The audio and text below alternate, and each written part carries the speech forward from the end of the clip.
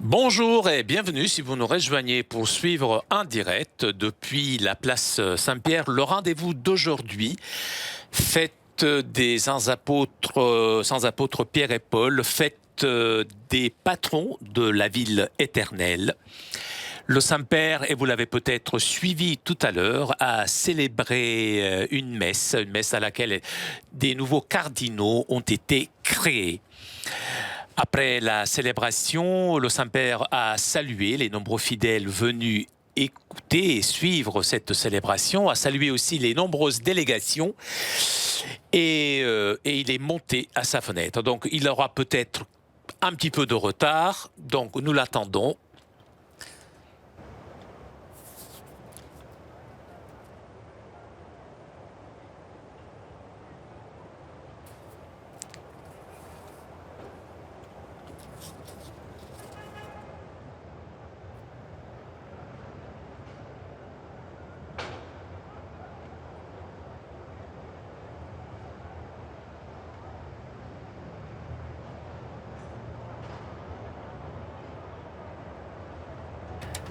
Eh bien, il est là, le Saint-Père, il est midi.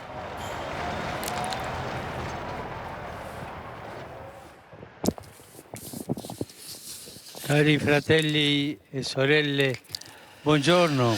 Chers frères et sœurs, bonjour. Aujourd'hui, l'Église pèlerine de Rome et du monde entier va aux racines de sa foi et célèbre les apôtres Pierre et Paul.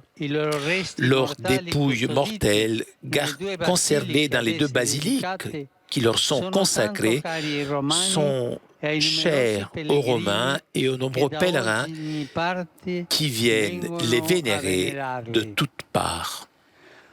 Je voudrais m'attarder sur l'évangile que la liturgie nous offre pour cette fête. On raconte un épisode fondamental de notre voyage de foi.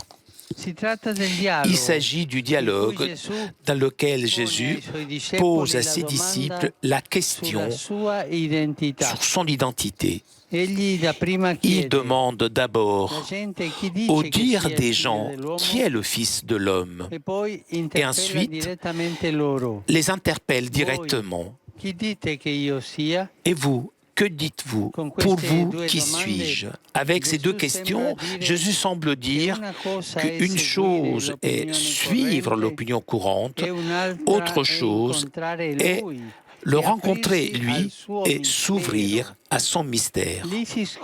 Là, on découvre la vérité. L'opinion commune contient une réponse vraie mais partielle.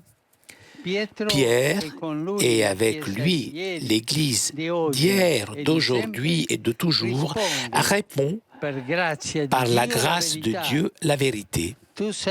Tu es le Christ, le Fils du Dieu vivant. Au cours des siècles, le monde a défini Jésus de différentes manières. Un grand prophète de la justice et de l'amour, un sage maître de vie, un révolutionnaire, un rêveur des rêves de Dieu, et ainsi de suite. Beaucoup de belles choses. Dans le Babel de ces hypothèses et d'autres hypothèses, on retrouve la confession de Simon, appelé Pierre, homme humble, rempli de foi, donc confession qui se tient encore aujourd'hui. Tu es le Christ, le Fils du Dieu vivant. Jésus est le Fils de Dieu. Il est donc toujours vivant comme son Père est éternellement vivant. Voilà la nouveauté que la grâce enflamme dans le cœur de ceux qui s'ouvrent au mystère de Jésus. La certitude qui n'est pas mathématique, mais encore plus forte, intérieure, d'avoir rencontré la source de la vie. La vie elle-même faite chair, visible et tangible parmi nous. Et c'est l'expérience du chrétien. Et ce n'est pas son mérite. Nous, les chrétiens, ce n'est pas le mérite ne nous revient pas, mais c'est un mérite qui vient de Dieu, c'est une grâce de Dieu, Père, Fils et Saint-Esprit. Tout ceci est contenu dans le germe de la réponse de Pierre. Tu es le Christ, le Fils du Dieu vivant. Mais ensuite, la réponse de Jésus est pleine de lumière. Tu es Pierre, et sur cette pierre je bâtirai mon Église, et la puissance de la mort ne l'emportera sur elle. C'est la première fois que Jésus prononce le mot Église. Et il le fait en exprimant tout son amour envers l'Église, qu'il définit comme mon Église. C'est la nouvelle communauté de l'Alliance qui n'est plus fondée sur la descendance et sur la loi, mais sur la foi en lui, Jésus, visage de Dieu. Une foi que le bienheureux Paul VI, lorsqu'il était encore archevêque de Milan, exprimait avec cette admirable prière. Ô Christ, notre unique médiateur, nous avons besoin de toi pour vivre en communion avec Dieu le Père, pour devenir avec toi, toi qui es le Fils unique et notre Seigneur, ses enfants adoptifs, pour être régénérés dans le Saint-Esprit. Par l'intercession de la Vierge Marie, Reine des Apôtres, que le Seigneur permette à l'Église, à Rome et au monde entier, d'être toujours fidèle à l'Évangile, au service duquel les saints Pierre et Paul ont consacré leur vie. Angelus Domini nunciavit Mariae, et concepit Spiritus Sancto. Ave Maria, gratia plena, Dominus tecum, benedicta tui mulieribus, et benedictus fructus ventris tui, Iesus. Santa Maria, Mater Dei, ora pro nobis peccatoribus, nunc et in hora mortis nostre. Amen. Ecce ancilla Domini. Fiat mi secundum verbum tuum. Ave Maria, gratia plena, Dominus tecum, benedicta tui mulieribus, et benedictus fructus ventris tui, Iesus. Santa Maria, Mater Dei, ora pro nobis peccatoribus, nunc et in hora mortis nostre. Amen.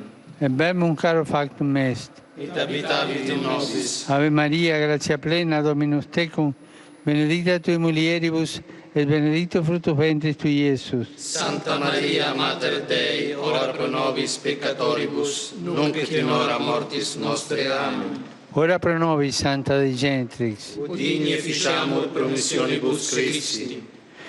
Gratiam Tuam quesumus Domine, mentibus nostris infunde, ut che angelo nunziante Christi Filii Tui incarnatione coniovimus, per passionem eius et crucem, a resurrectionis gloriam perducamur, per eundem Christum Dominum nostrum. Amen. Gloria Patri et Filio et Spiritui Sancto. Sic ut erat in principio et nunc et semper et in saecula saeculorum. Amen. Gloria Patri et Filio et Spiritui Sancto. Sic ut erat in principio et nunc et semper et in saecula saeculorum. Amen. Gloria Patri et Filio et Spiritui Sancto. Sic ut erat in principio et nunc et semper et in saecula saeculorum. Amen.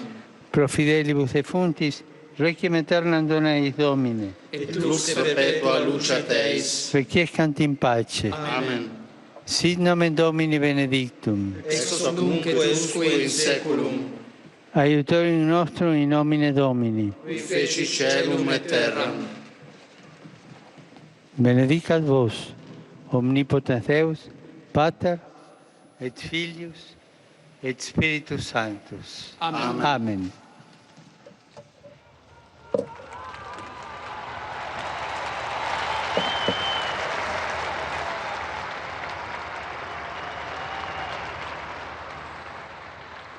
Cari fratelli e sorelle, Chers frères et sœurs, Ce matin, ici, sous la place Saint-Pierre, j'ai célébré l'Eucharistie avec les nouveaux cardinaux créés dans le consistoire d'hier.